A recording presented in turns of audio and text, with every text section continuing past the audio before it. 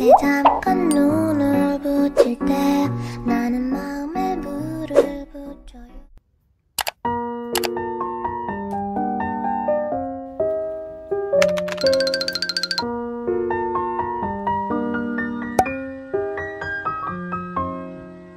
Tumambay pa siya, oh. Magsimula ka na, oy. Hindi yan. Hindi din yan. Bukas ka sa akin, kalabasa ka. May gagawin ako sa'yo. Ayan, nadali mo rin.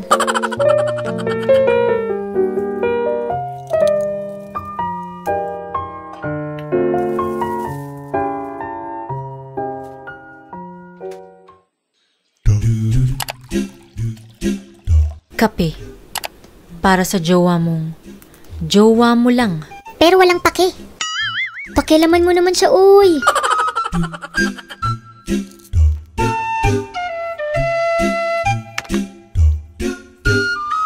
Para sa jelly powder, guys, 12.5 grams lang ang gagamitin ko.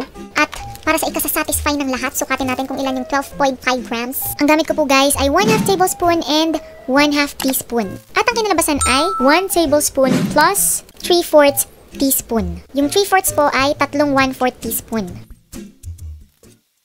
What's up, guys? Ito na naman po ang inyong kusinerang inhinyera, Jane Agustin Silvestre. And welcome to my channel!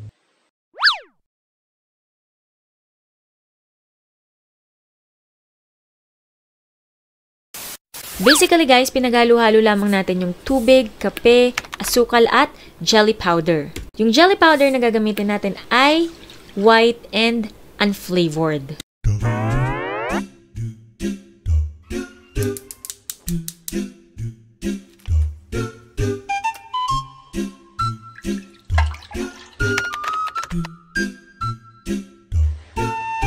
Next naman, papakuluan natin yan at haluin lang natin constantly hanggang sa kumulo. Pagkatapos, patayin nyo na. Pagkatapos, i-transfer nyo lang sa isang container. Huwag yung kagandahang container, yung mga saktuhan lang. Pwede nyong paghiwaan later. Baka mamaya nagmamaasim kayo. Paglagyan niyo magandang lalagyan. Tapos, magasgas yan. Okay, para sa pinaka-base ng ating dream cake ice cream, syempre hindi na natin papahirapan pa ang ating mga sarili at gagamit tayo ng store-bought chocolate cake bar. Bahala na kayo, guys, kung anong brand ang gusto nyo. Baka may magtanong dyan, paano po meron ako dito pero hindi chocolate flavor? No worries, guys. Pwede na yan. Ayan, so tamang-tama. Sa tub na ginamit ko, 4.5 cake bars ang kakasya. Itabi muna natin yung kalahati para gamitin mamaya. Oops! Wag na wag mo yung papapakin. Ayan, pipipipiin nyo lang ng kutsara at siguraduhin silyado lahat ng gilid para walang leak or hindi tumapon yung cream mixture mamaya. Hindi lang isang kagat, 2 kagat pa. Sorry naman, ang bango kasi. Okay lang yan, kakasya pa rin yan.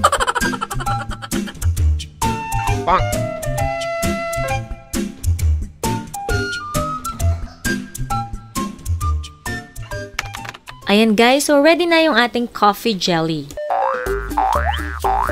Pinaglaruanin mo, pero try nyung pindot-pindutin. Sobrang satisfying. Hiwain nyo lamang sa maliliit na piraso.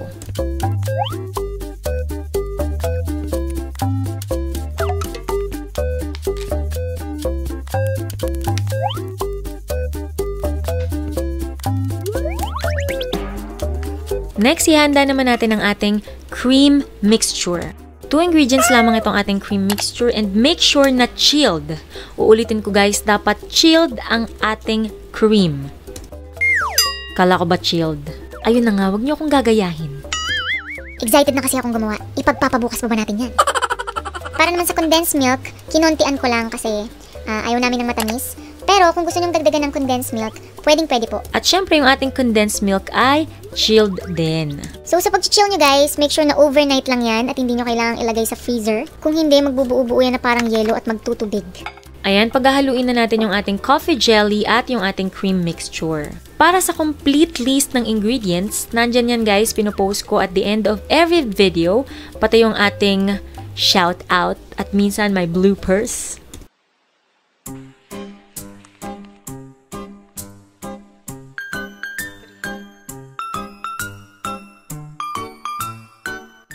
Ayan na guys, huwag nyo munang lalantakan. Siyempre, palamigin nyo muna yan ng bahagya. Siguro mga 4 hours, pwede na yan. Pagkatapos, siyempre, lalagyan pa natin yan ng chocolate ganache. Oops! Saan ka pupunta? Hindi pa tayo tapos. Huwag ka munang alis. Nanakot pen.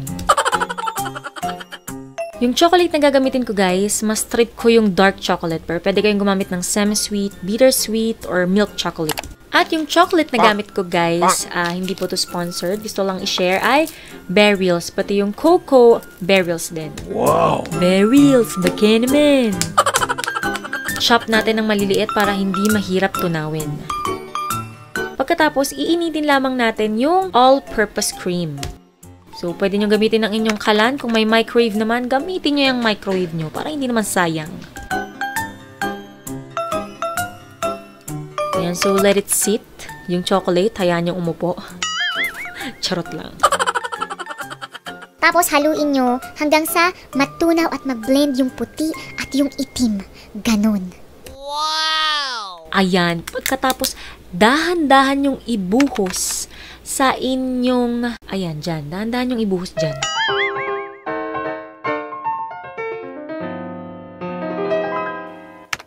And to complete this recipe, magdadust lang tayo ng cocoa.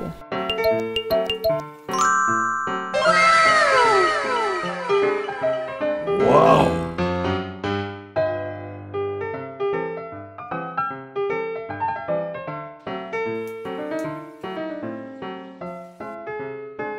Ayan, napakagandang tingnan guys at hindi lang maganda, napakasarap din.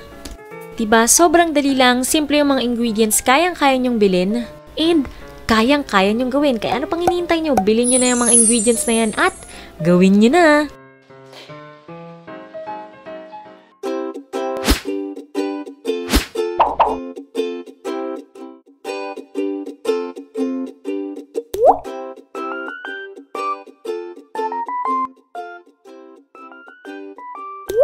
Subscribe na din kayo guys sa aking second YouTube channel, Jane Agustin Silvestres Life Vlog. Siyempre, ang content is all about my life. Empty house tour update, unboxing and review ng mga PR packages. Kung meron tayong mga pag-giveaways, pa-raffles, and pa-prizes, doon natin i-upload. Kung may mga questions kayo about sa vlogging, ano yung aking mga editor, ayon, kahit ano, anything under the sun. Follow na rin kayo sa aking mga social media accounts, lalong-lalo na sa aking Instagram kung gusto nyo ng advanced update sa aking buhay o sa aking mga niluluto. Sa aking Facebook page, meron na po tayong 40,000 followers na kung saan nag-upload din po ako ng mga videos kung mahilig kayong manood sa Facebook. And syempre, meron din po tayong Facebook group, Wais Ka Mami Lutong May Puso, at iba pa. At ito na nga po ang ating sigawan. Shoutout po sa aking sister na si Jasmine Santos Agustin. Subscribe na kayo guys sa kanyang YouTube channel na talaga namang nakaka-enjoy at nakakaaliw. Shoutout po kay Miss Cherry Ann Bercasio. Hi Miss Jane, pa-shoutout po. Idol ko po kayo. Yes. At shoutout po sa aking ka-food vlogger na si Miss Shamay Tan. Subscribe na kayo guys sa kanyang YouTube channel. Shoutout kay Zarina Joy Lopez. Pa-shoutout naman po. Kid, supportan niyo po ako. Sana mapansin. Shoutout po kay Miss Evelina Buyco. Hi there, Miss Jane. New follower here, 67 years old. Found your vlog of different recipes, easy to follow with ingredients available sa local market. Very useful for stay-at-home moms and grannies. Love your page. Shoutout po kay Miss Nori Cabrera. Hello, Miss Jane. Most of your recipe po ay naluto ka na. Happy po ako kasi bukod sa masarap po, madali at mabilis lang din pong lutuin. Again, maraming salamat po sa inyong lahat. Sana po inyong nagustuhan ng ating vlog for today. Please don't forget to like and share this video. Kita-kits ulit sa susunod. Stay safe and God bless us all. Bye!